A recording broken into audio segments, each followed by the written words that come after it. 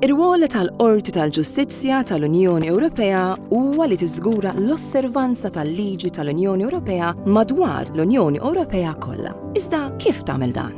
Din l-istituzzjoni fil-fatt hija iffurmata minn żewġ qrati differenti. Il-Qorti tal-Ġustizzja li hija l-Qorti Għolja u l-Qorti Ġenerali. Il-Qorti Għolja, il-Qorti tal-Ġustizzja hija komposta minn imħallef wieħed minn kull stat membru tal-Unjoni Ewropea. Mhux l-imħallfin kollha jisimgħu kull kawża individwali. Kull kawża hija allokata lill-awla. In-numru ta' imħallfin li jpoġġu fl-awla jiddependi minn kemm tkun importanti jew komplessa il-kawża. L-imħallfin huma assistiti mill-Avukati Ġenerali. Bħall-imħallfin, l-Avukat Ġenerali jipparteċipa fis-seduti u jisma' lil partijiet. L-Avukat Ġenerali jagħti l-konklużjonijiet imparzjali tiegħu fejn jipproponi soluzzjoni legali għal kawża. Id-deċiżjoni mbagħad tittieħed mill-imħallfin.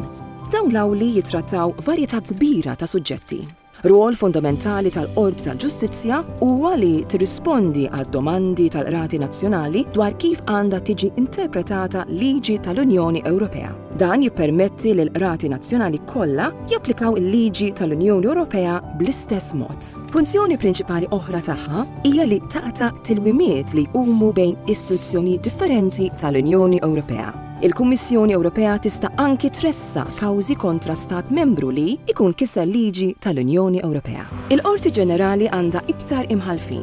Dawn ukoll ipoġġu fl-awli b'numru differenti ta' imħallfin li jiddependi mill-importanza u mill-kumplessità tal-kawża. Il-Qorti Ġenerali tisma' kawżi mresqa minn individwi jew minn kumpaniji li jkunu jixtiequ jikkontestaw deċiżjoni miħuda kontrihom minn istituzzjoni tal-Unjoni Ewropea. Hija tisma' ukoll kawżi mresqa minn stati membri kontra deċiżjonijiet meħuda mill-Kummissjoni. Dan ifisser li filwaqt li l-Qorti Ġenerali tisma' kawżi dwar varjetà kbira ta' kwestjonijiet, numru kbir ta' kawżi jikkonċernaw it-trademarks, id-dritt tal-kompetizzjoni, l-agrikoltura u leġiżlazzjoni kontra it-terrorizmu.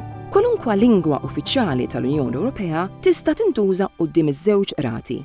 U fejn ikun meħtieġ, il-Qorti tal-Ġustizzja tipprovdi it-traduzzjoni u l-interpretazzjoni.